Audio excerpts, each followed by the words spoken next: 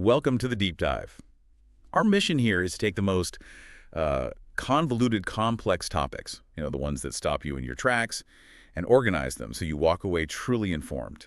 And today, we are really jumping into the deep end. We are. We're plunging into one of the most infamous, most baffling cold cases in modern American history, the Zodiac killer. This case it's just so unique because it's not just about a horrific series of murders. It's this terrifying dialogue the killer created. A dialogue between him, the press, and the public. Exactly. The Zodiac didn't want to be anonymous. He wanted to control the entire narrative, and he did it using these cryptic letters, ciphers, and taunts. And we have just a mountain source material to cut through. Today we're going to tackle the two most prominent suspects who have ever been linked to the case. That would be the decades-long police focus, Arthur Lee Allen. And the more recently proposed candidate, Gary Francis Post.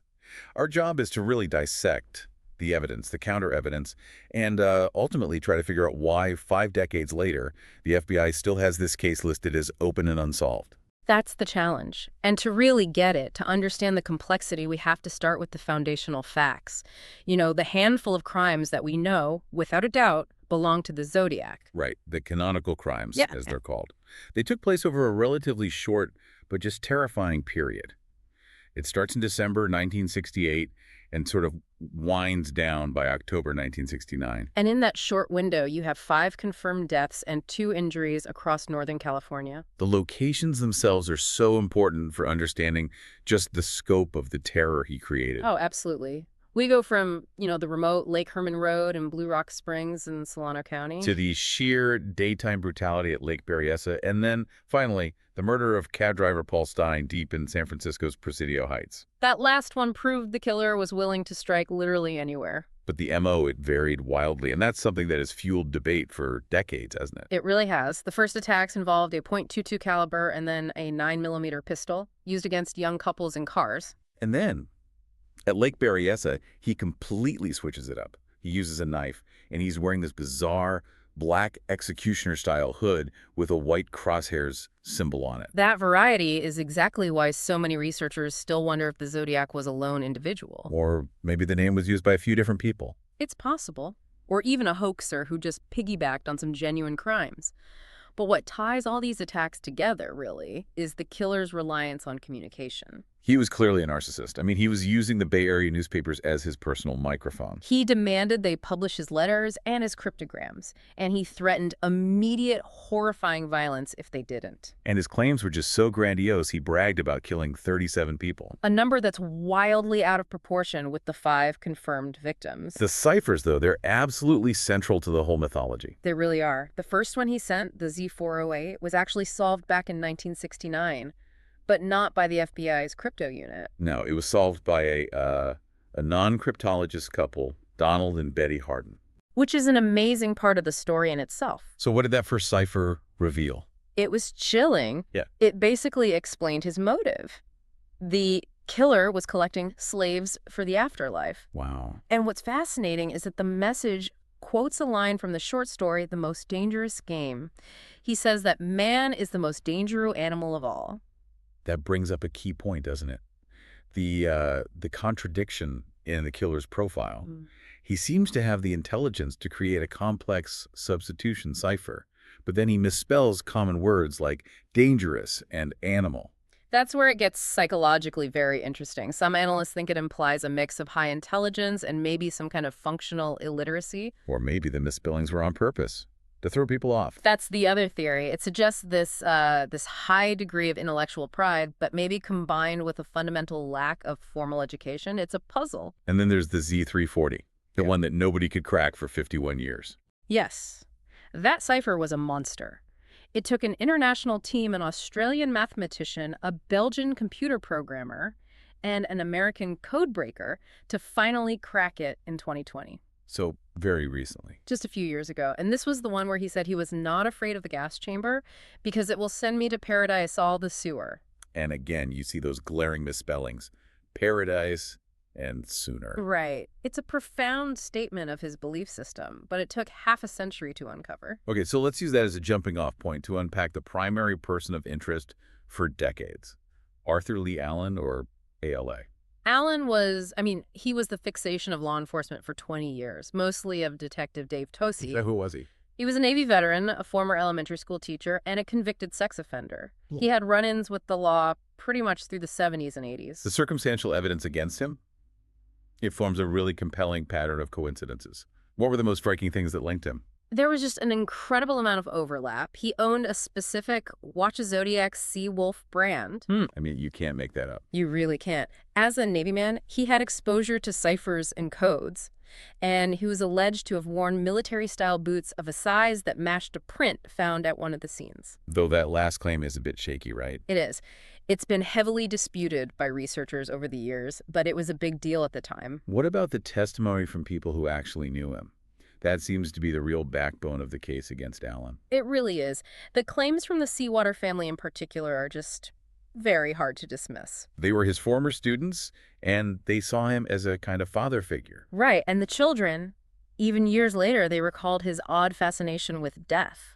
They remembered him teaching them simple ciphers in class and playing songs with really morbid themes. Exactly. Songs like Tom Dooley and I've Got a Little List. That last one is significant. Hugely significant because it features a line about people who never would be missed. And one of the Zodiac's letters actually quoted a lyric directly from that specific Gilbert and Sullivan opera, The Mikado. And the timeline connection is just bizarre. The kids claimed Allen drove them to or near areas where murders happened, but before the Zodiac's confirmed attacks. Yeah, they said he took them out near Santa Barbara to Chico's Beach on the very day that Robert Domingos and Linda Edwards were shot there in 1963. Which is years before the official start of the Zodiac crimes. Right, and then there's the creepiest claim, which you see in a lot of the documentaries, the alleged deathbed confession. This is from David Seawater. Yes.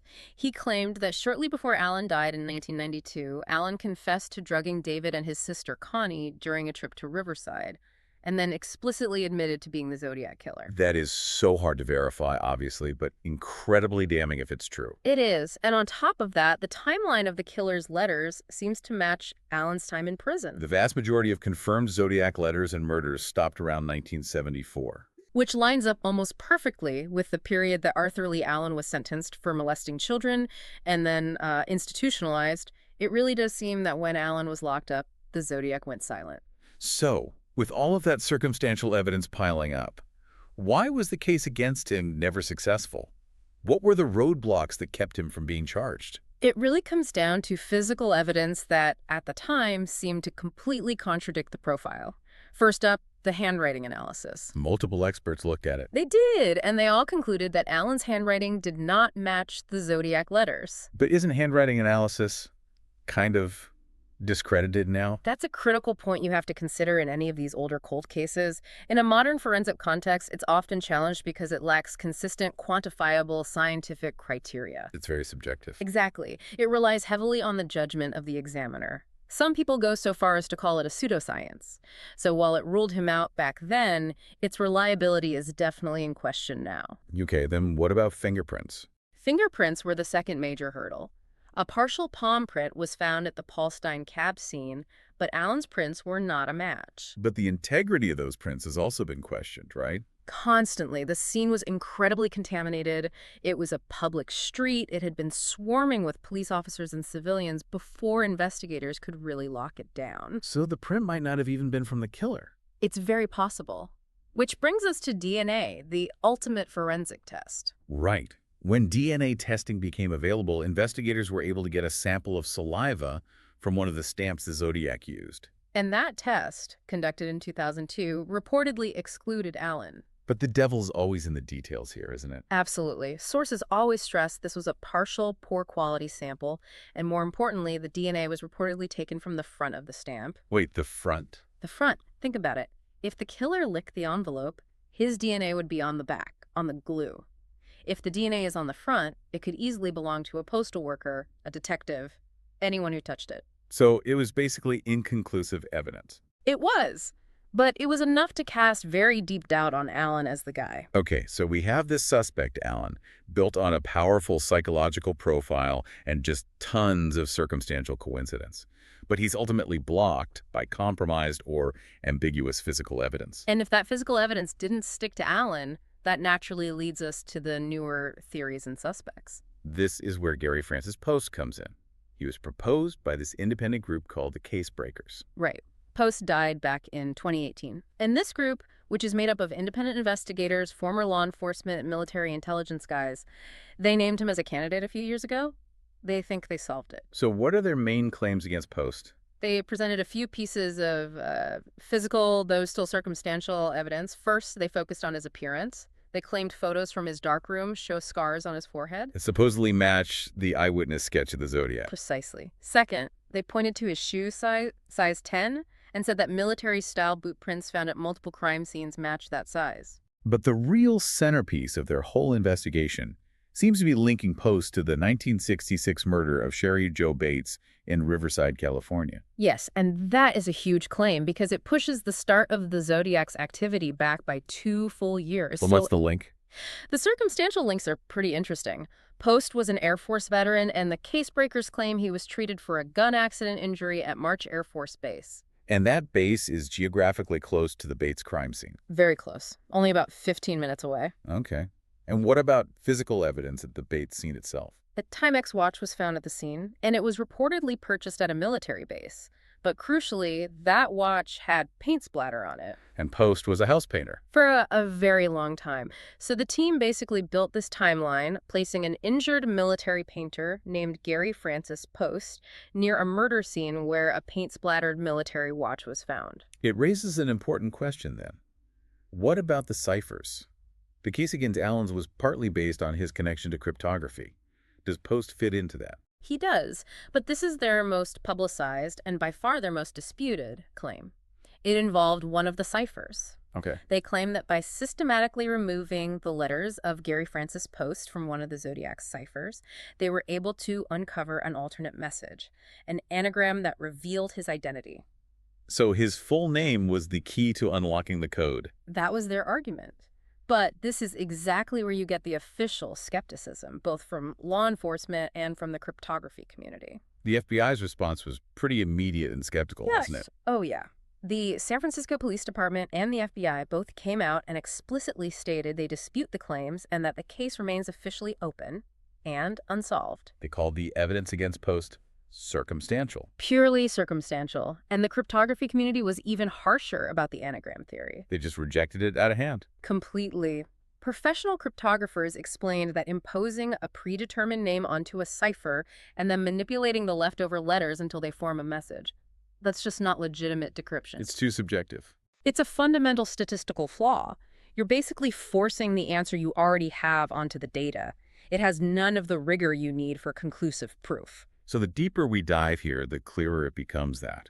Whether we're talking about Allen, Post, or any of the thousands of other suspects they've looked at, the mystery just endures. It really does. Which brings us to the big question.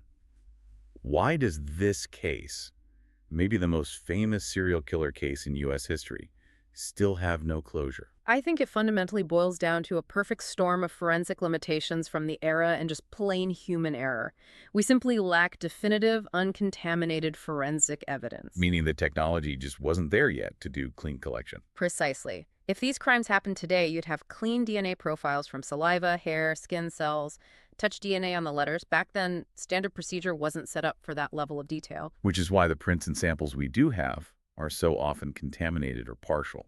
Exactly. And then the human element just added to the chaos. I mean, look at the key Paul Stine murder scene in San Francisco. That's the only place we have eyewitnesses who saw the killer's face. And the testimony is so conflicting, it's almost destructive to the case. It is. Officer Felk, one of the first cops to see the killer near the scene, and the teenagers who witnessed the attack.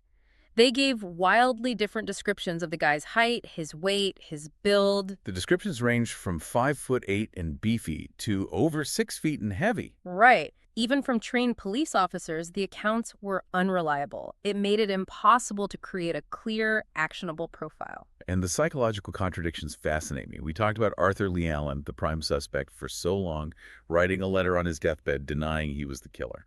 That's a major sticking point for so many researchers. I mean, the Zodiac presented himself as this genius, this puppet master, a narcissist who wanted eternal infamy. So why deny your greatest accomplishment right before you die when there's nothing left to lose? It seems completely contradictory to the personality he projected in all those letters, unless, of course, The person writing the letters wasn't the same person doing the killing. Which feeds right into the hoax theory. Exactly.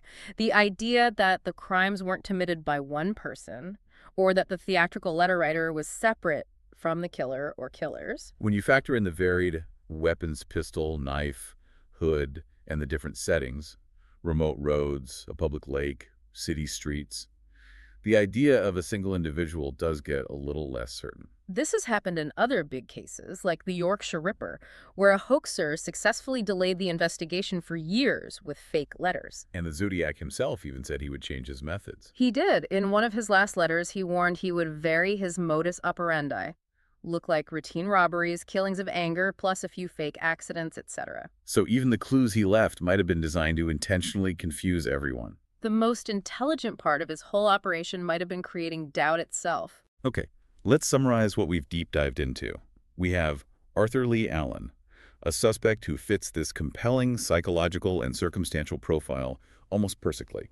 But who is stopped by physical evidence that is either inconclusive or just contradictory. And then we have Gary Francis Post, a much newer suspect who's linked by some compelling circumstantial connections, especially to that 1966 Riverside murder. But whose main piece of cryptographic evidence has been soundly dismissed by all the experts. So the enduring issue is that the evidence for both of these men is either too weak, too contaminated, or it relies on subjective interpretation handwriting, decades-old memories, statistically improbable anagrams. Nothing provides that irrefutable link you need for absolute closure. Which means that you, the listener, are left in the exact same frustrating position as law enforcement has been for half a century. You're drowning in information, but you're missing that one definitive piece of evidence. The Zodiac was famous for sending ciphers, these cryptic codes he wanted the police and the public to puzzle over. But consider this provocative thought. If a killer's greatest motive was notoriety and preserving his own game, maybe the Zodiac's ultimate, most successful cipher wasn't the complex codes he sent to the newspapers. Maybe it was the sheer abundance of conflicting, confusing, and contradictory circumstantial evidence he left behind. A puzzle made entirely of doubt, designed to ensure no single suspect could ever fully solve the mystery.